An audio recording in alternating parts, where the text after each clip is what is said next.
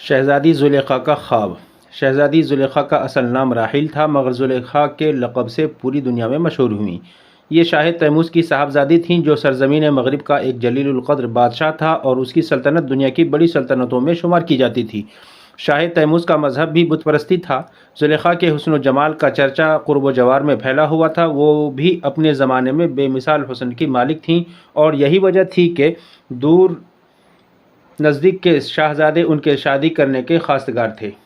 انہی دنوں حضرت زلیخا نے حضرت یوسف علیہ السلام کو اس طرح خواب میں دیکھا کہ ایک نہایت ہی حسین و جمیل نوجوان اپنے پرتو حسن سے سارے عالم کو منور کرتا ہوا ان کے محل سرا میں داخل ہوا ہے، اور ہنستا ہوا ان کی طرف چلا آ رہا ہے، اور وہ اس کے حسن و جمال بے پناہ کی تاب نہ لا کر بے ہوش سی ہوئی جا رہی ہے، اور دل میں خیال کر رہی ہیں کہ انہوں نے آج تک ایسا حسین و جمیل مرد پردہ دنیا پر نہیں دیکھا، جس کے حسن سے وہ خود مرعوب ہوتی ہیں، جبکہ وہ خود بھی حسن و جمال میں لاسانی تھیں۔ اسی کشمکش میں آنکھ کھل گئی۔ آنکھ کھول کر دیکھا تو گوہر مقصود کہیں نظر نہ آیا۔ سخت پریشان ہوئی، اور پھر پلنگ پر لیٹ کر آنکھیں بند کر لیں کہ شاید اسی خواب کا سلسلہ پھر قائم ہو جائے، مگر ایسا نہ ہوا۔ آخرکار حضرت زلیخا بے چین ہو کر اٹھ بیٹھیں۔ نیند آنکھوں سے غائب ہو چکی تھی۔ ساری رات جاگ کر کاٹی۔ صبح ہوئی تو خیال نازک میں آیا کہ چل کر گوہر مقصود کی خود تلاش کریں، لیکن کچھ تو غیرت نسوانی نے اور کچھ خاندان شاہی کے وقار نے روکا، اور اپنے اس ارادے سے باز آئیں۔ لیکن نادیدہ یوسف علیہ السلام کی شمع عشق دل میں روشن ہو چکی تھی۔ دل میں ہر وقت انہی کا خیال، آنکھوں میں ہر دم انہی کا جمال تھا۔ روز و شب آہوزاری اور ہر دم کی بے قراری نے راز عشق کو پنہا نہ رہنے دیا، اور رفتہ رفتہ یہ راز کنیزوں اور سہیلیوں پر آشکار ہو گیا۔ ہماری عزیز از جان شہزادی کی کسی نادیدہ نوجوان کی محبت میں گرفتار ہے۔ سہیلیوں نے سمجھایا کہ خواب کی بات کا کیا اعتبار، اگر بیداری کی بات ہوتی تو کچھ تدبیر کی جاتی، مگر زلیخا پر سہیلیوں کے سمجھانے کا کوئی اثر نہیں ہوا، اور وہ دن رات حضرت یوسف علیہ السلام کی یاد میں محو رہنے لگیں، یہاں تک کہ انہیں کھانے پینے کا بھی ہوش نہ رہا، اور نوبت یہاں تک پہنچی کہ محل سرا کی سبھی عورتوں نے بالاتفاق یہ طے کیا کہ شہزادی صاحبہ پر کسی نے جادو ٹونا کر دیا ہے، جس کی وجہ سے ان کی یہ حالت ہوئی۔ مگر انہی عورتوں میں سے ایک جہاں دیدہ عورت نے کہا، بہنوں، یہ جادو ہے نہ ٹونا، بلکہ یہ وہی عشق خانہ خراب ہے جس نے لاکھوں گھر برباد کر دیے ہیں۔ خدا اس آفت سے ہر بیوی کو بچائے۔ سب پر اپنا زور چلاتا ہے، مگر اس پر کسی کا زور نہیں چلتا۔ عشق پر زور نہیں ہے یہ وہ آتش غالب، کہ لگائے نہ لگے اور بجھائے نہ بنے۔ خدا نظر بد سے بچائے، اور ہماری معصوم اور بھولی بھالی شہزادی پر بھی اسی ناہنجار کا سایہ پڑ گیا ہے۔ اسی بات پر کسی سہیلی نے مسکرا کر پوچھا کہ راحیل، سچ بتاؤ، کیا یہی بات ہے؟ حضرت زلیخا نے لونڈی کی بات سن کر صورت اقرار میں سر ہلایا اور شرم سے آنکھیں نیچی کر لیں۔ آخرکار یہ محفل برخاست ہوئی، اور سب کنیزوں نے اپنی راہ لی۔ زلیخا کا ایک اور خواب۔ شہزادی زلیخا کو اسی دھن میں 1 سال گزر گیا۔ وہ برابر اس صاحب جمال کے فراق میں تڑپتی رہیں جسے انہوں نے خواب میں دیکھا تھا، یہاں تک کہ رات کی نیند اور دن کا چین بھی جاتا رہا۔ سہیلیوں سے ملنا جلنا ترک کر دیا، غرض کہ ایک مجنونانہ کیفیت تھی جو دن رات ان پر طاری رہتی۔ شاہ تیموس نے بیٹی کی صحت کے لیے بڑے بڑے حاذق حکیموں کو بلایا، بڑے بڑے سیانوں سے جادو ٹونے کروائے، مگر ہر تدبیر لا حاصل ثابت ہوئی۔ ادھر زلیخا کی حالت دن بدن ناگفتہ ہونے لگی، ادھر شاہ تیموس دن رات بیٹی کے لیے فکر مند رہنے لگا۔ اسی دوران شہزادی زلیخا نے پھر خواب میں دیکھا کہ حضرت یوسف علیہ السلام با جمال ہوش ربا سامنے کھڑے مسکرا رہے ہیں۔ شہزادی ننگے سر اور ننگے پاؤں ان کی طرف دوڑیں اور دامن پکڑ کر کہنے لگیں کہ اے نوجوانان خوش خصال سراپا حسن و جمال، سچ بتا تو کون ہے؟ برائے خدا کچھ تو اپنا پتہ نشان بتا کہ میں تیرے فراق میں ایک مدت سے تڑپ تڑپ کر گزار رہی ہوں، اور تیری خاطر میں نے دنیا سے منہ موڑ لیا ہے، یہاں تک کہ میں دنیا والوں کی نظر میں ذلیل و خوار ہو گئی ہوں۔ خدا کے لیے مجھے اپنے دامن محبت میں جگہ دے دے، اور میری زندگی کو اس تباہی سے بچا لے، ورنہ میں تیرے فراق میں رو رو کر اپنی جان دے دوں گی۔ وہ منتظر تھیں کہ دیکھیے میری آہوزاری کا کیا جواب ملتا ہے، مگر ادھر سوائے ایک ہلکے تبسم کے اور کوئی جواب نہ ملا، اور یہ اور بھی آہذاری کرنے لگی، یہاں تک کہ عالم خواب کی بڑبڑاہٹ کو محل سرا کی دوسری لونڈیوں نے بھی سن لیا۔ وہ گھبرائیں، اور انہوں نے حضرت زلیخا کو جھنجھوڑ کر خواب سے بیدار کر دیا۔ جب حضرت زلیخا ذرا ہوش میں آئیں اور نیند کا خمار آنکھوں سے کم ہوا تو ایک سہیلی نے دست بستہ کیفیت پوچھی۔ جواب میں حضرت زلیخا نے مسکرا کر فرمایا کہ تم نے مجھے بیدار کر کے اس وقت مجھ پر بہت بڑا ظلم کیا ہے۔ عالم خواب میں اس وقت میں اپنے اسی محبوب سے باتیں کر رہی تھی جس نے 1 سال سے میرے خواب و خور کو حرام کر رکھا ہے۔ اس کے بعد چشم نم تمام لونڈیوں کو اپنے پاس سے ہٹ جانے کا حکم دے دیا۔ لونڈیاں ہٹ گئیں۔ انہیں میں سے چند لونڈیاں دوڑی دوڑی شاہ تیموس کے پاس پہنچی اور شہزادی زلیخا کے خواب کا پورا حال کہہ سنایا۔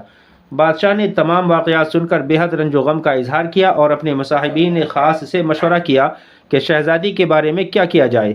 اہل دربار نے مشورہ دیا کہ خواب کی باتوں پر کوئی دیوانہ ہی یقین کر سکتا ہے۔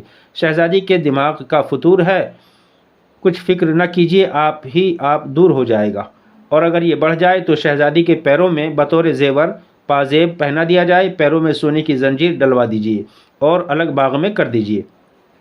بادشاہ کی سمجھ میں یہ بات آ گئی۔ ایک الگ شاہی باغ میں انتظام ہو گیا اور سونے کی زنجیریں جو ہیرے اور جواہرات سے مزین تھیں شہزادی زلیخا کے پیروں میں پہنا کر انہیں ایک الگ محل کے شاہی باغ میں کر دیا گیا، مگر شہزادی کی دیوانگی اور وارفتگی میں طوق سلاسل کی جھنکار نے بجائے کمی کے اور اضافہ کر دیا۔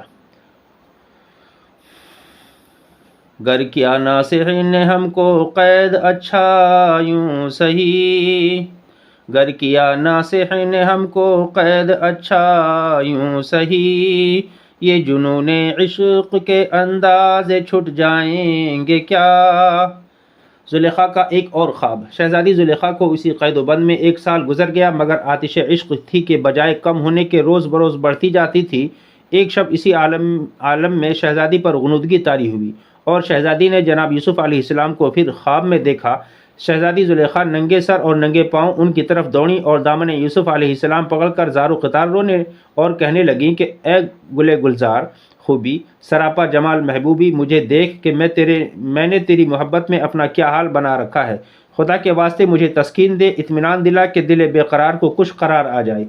جان لے کہ اب میں تیرے بغیر زندہ نہیں رہ سکتی۔ اگر تو نے پرواہ نہ کی تو میں اپنی جان آفری کے حوالے کر دوں گی اور اس خون ناحق کی ذمہ داری تیرے سر ہوگی۔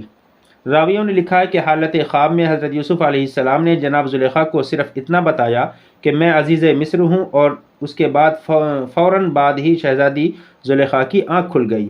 اس روایت سے یہ ثابت ہوتا ہے کہ حضرت یوسف علیہ السلام کو پہلے سے آگاہی تھی کہ وہ انشاءاللہ ایک دن عزیز مصر بننے والے ہیں، اور اس بات کی آگاہی دینے والا اللہ تبارک و تعالی تھا جس نے بذریعہ وحی جناب یوسف علیہ السلام کو پیش آنے والے حالات سے آگاہ فرما دیا تھا۔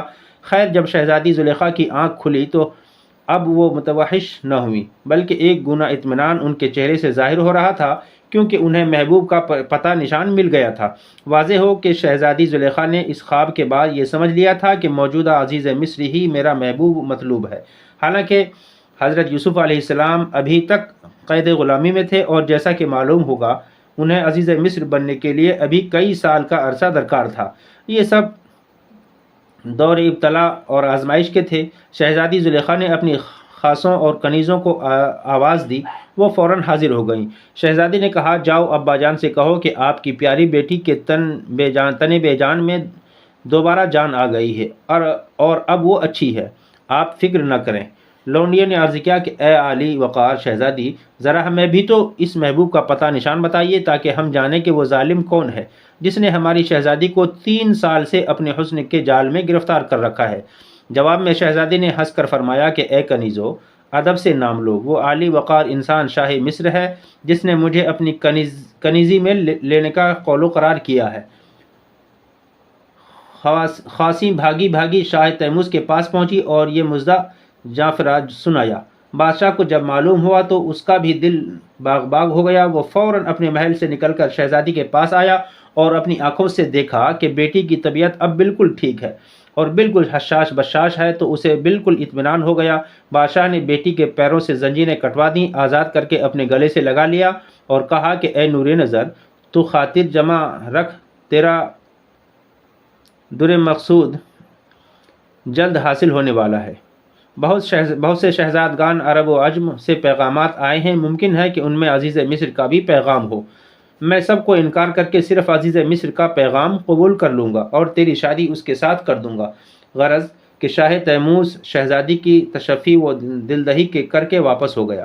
اب شاہ تیموس نے ان تمام پیغامات کو یکے بعد دیگرے پڑھا جو زلیخا کی شادی کے سلسلے میں موصول ہوئے تھے، لیکن ان میں عزیز مصر کا پیغام نامہ نہ تھا۔